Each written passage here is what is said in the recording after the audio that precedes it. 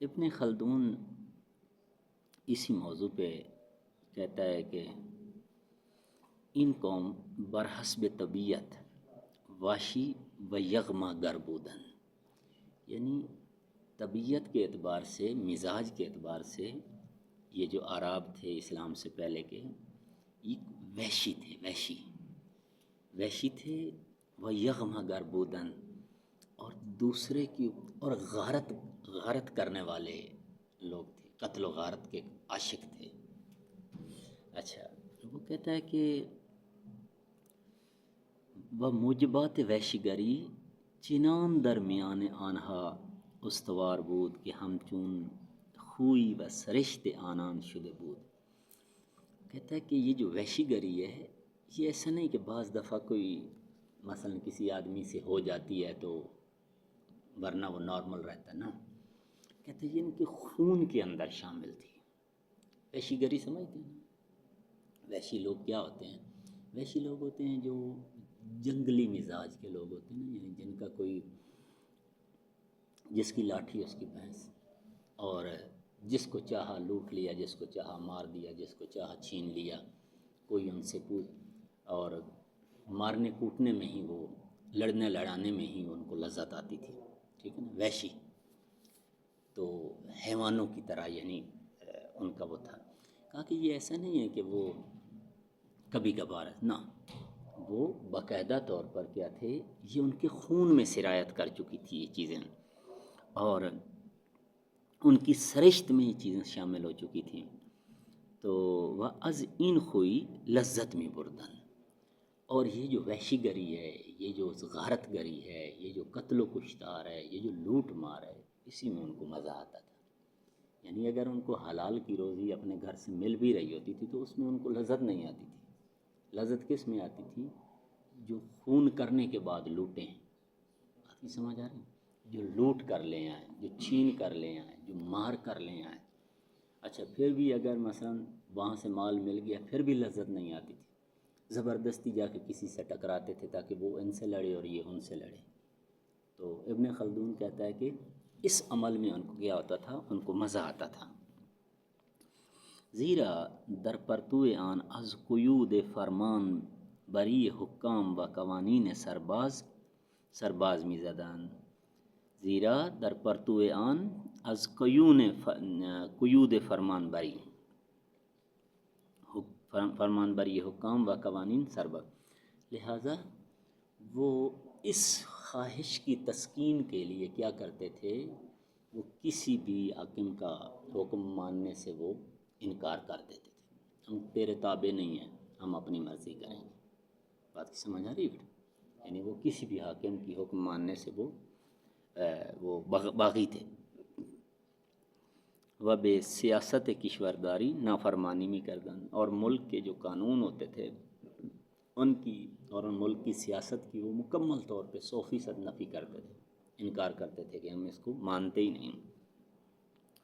و پیداست کے چنین خوئی و سرشت با عمران و تمدن منافات ندارت، اور یہ بات واضح ہے، اظہر من الشمس ہے، کہ اس مزاج کے آدمی جو ہیں، اس طرز تفکر اور طرز بود و باش کے جو لوگ ہیں، یہ لوگ کیا ہوتے ہیں، نہ کوئی تمدن پیدا کر سکتے ہیں، نہ جو ہے وہ کیا کر سکتے ہیں، نہ وہ مدنی زندگی بنا سکتے ہیں، اور نہ کسی تمدن کے لیے منافع بخش ثابت ہو سکتے ہیں۔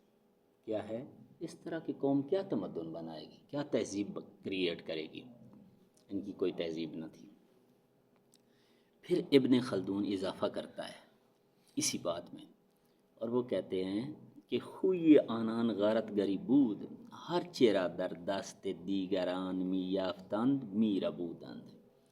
کہا طبیعت ان کی غارت گری تھی، اور اس غارت گری کے نتیجے میں جو کچھ کسی دوسرے کے ہاتھ میں دیکھتے تھے چھین لیتے تھے، جو کچھ کسی دوسرے کے ہاتھ میں دیکھتے تھے چھین لیتے تھے۔ وہ تاراج می کردن، اور باقی کو جو ہے تباہ و برباد کر دیتے تھے، جیسے اس کے اوپر لاشوں پہ کیا کرتے تھے، گھوڑے دوڑاتے تھے۔ اب ایک بندے کو تم نے مار دیا ہے، اب اس نے کوئی اٹھ کے دوبارہ واپس آنا، کیا فلسفہ کیا ہے لاش پہ گھوڑے دوڑانے کا؟ کیا فلسفہ؟ مر گیا ہے، اس کی میت ہوگی، ڈیڈ باڈی، اب اس باڈی کو آگے مٹی پاؤڈر بنا دے گی، ٹھیک ہے؟ لیکن چونکہ غارت گری اور وحشی گری مزاج میں شامل تھی، ان کو مزہ نہیں آتا تھا جب تک کچھ نہ کچھ کرتے رہیں، اور کچھ نہ کچھ جو بھی کرتے تھے وہ پازیٹیو سینس میں نہیں، نیگیٹو سینس میں کرتے تھے۔ لہٰذا یہ جو ان کی وحشی گری تھی اس میں وہ کیا کرتے تھے، اس میں ان کو لذت آتی تھی اور ہر کسی سے چھین لیتے تھے۔ اچھا، وہ روزی آنان در پرتوے نیزہا فراہم می آمد۔ اچھا، ان کا رزق و روزی نیزوں کی نوک کے نیچے ہوتا تھا۔ مطلب سمجھ گئے کہ کیسے نیزوں کی نوک کے نیچے ہوتا ہے؟ بات کی سمجھ آ رہی؟ یعنی دوسرے کو نیزہ مار کے قتل کریں گے تو روزی اس کا مال چھینیں گے نا، ہاں؟ کسی کو آپ نیزہ ماریں گے وہ قتل ہوگا تو اس کا مال آپ کے ہاتھ آئے گا۔ لہٰذا ان کی روزی لوگوں کے نیزوں کی نوکوں کے نیچے تھی۔ اور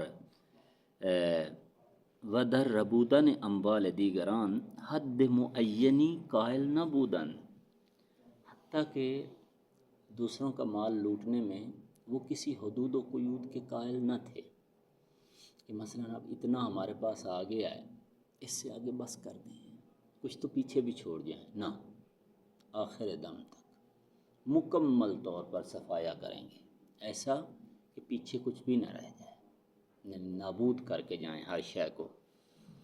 بلکہ چشم ایشان بے ہر گونے ثروت یا ابزار زندگی میں افتاد آن را غارت می کردن، یہاں تک کہ مال، پیسہ، سونا، چاندی تو اپنی جگہ پہ، گھر کی کوئی عام ضرورت کی چیزوں بھی ان کی آنکھ پہ چڑھ جاتی تھی کہ یہ بھی مثلا میرے کام آ سکتی، اس کو بھی لوٹ لیتے تھے۔ معلوم ہے امام حسین علیہ السلام کے جسم پہ جو لباس تھا وہ پرانا تھا، آخری لباس نا، خود پہن کے پرانا لباس، حتیٰ اس کو بھی تار تار کیا کہ کسی کے کام، وہ بھی انہوں نے اتار لیا، وہ بھی اتار لیا، یعنی آن را غارت می کردن آری غارت گری و جنگ جدال، جنگ و قتال از عادات ثانویه آن قوم بود. گویند یکی از عربها پس از شنیدن صلح و صفائی بہشت از زبان پیمبر پرسید آیا در بہشت جنگ ہم وجود دارد یا نہ؟ تو اس قدر لڑنے لڑانے کے عاشق تھے کہ رسول اللہ نے جب بہشت کی فضیلت بتائی کہ جنت میں مثلاً اس طرح صلح ہوگی، صفا ہوگا، محبت ہوگی، پیار ہوگا، تو ایک عرب نے کہا کہ اے پیغمبر یہ بتا کہ جنت میں جنگ ہوگی یا نہیں ہوگی؟ جنت میں جنگ ہوگی یا نہیں ہوگی؟ امین کے گفتن نا پس بے چی درد می خورد۔ جب پیغمبر نے فرمایا کہ نہیں جنت میں جنگ نہیں ہوگی، تو کہا کہ اس جنت کا کیا فائدہ جس میں جنگ ہی نہیں ہوگی؟ اس جنت کا ہمیں کیا فائدہ کہ جس میں جنگ ہی نہیں ہوگی؟ تو خوب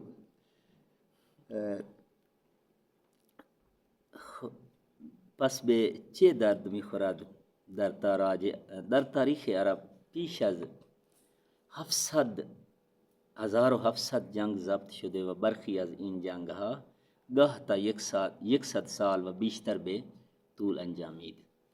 اچھا، عرب کی تاریخ جو لکھی گئی ہے اس تاریخ میں یہ چیز آئی ہے کہ اسلام سے پہلے 1700 جنگیں ان کے درمیان ہو چکی تھیں، اور ایک ایک جنگ کا جو کم از کم دورانیہ ہے وہ 100 سال کا دورانیہ ہے۔ ایک ایک جنگ کا جو کم از کم دورانیہ ہے وہ 100 سال کا دورانیہ، اور 1700 جنگیں ان کے درمیان کم و بیش ہو چکی تھیں۔ یعنی چندین نسل با یک دیگر در جنگ و نبرد بودن و گاهی یک موضوع بسیار جزئی سبب جنگ های طولانی و کشت و کشتار فراوان می کردن۔ کئی نسلیں ان کی جنگ میں چلتی تھیں اور جنگوں میں مبتلا رہتی تھی، اور جو ہے حالانکہ وہی جو بات ہم پہلے کر چکے ہیں کہ ان جنگوں کا جو موضوع ہوتا تھا وہ بھی کوئی بہت بڑا ایشو نہیں ہوتا تھا کہ جس پہ جنگ چھڑے، سادہ سادہ باتوں پہ اتنی لمبی لمبی جنگیں ان کی چلتی رہتی تھی. خوب یہ مطلب بیٹے ہم نے جو ابھی پڑھا ہے یہ پڑھا ہے العرب قبل از اسلام. کتاب کا نام ہے العرب قبل از اسلام. اس کے صفحہ نمبر 128 سے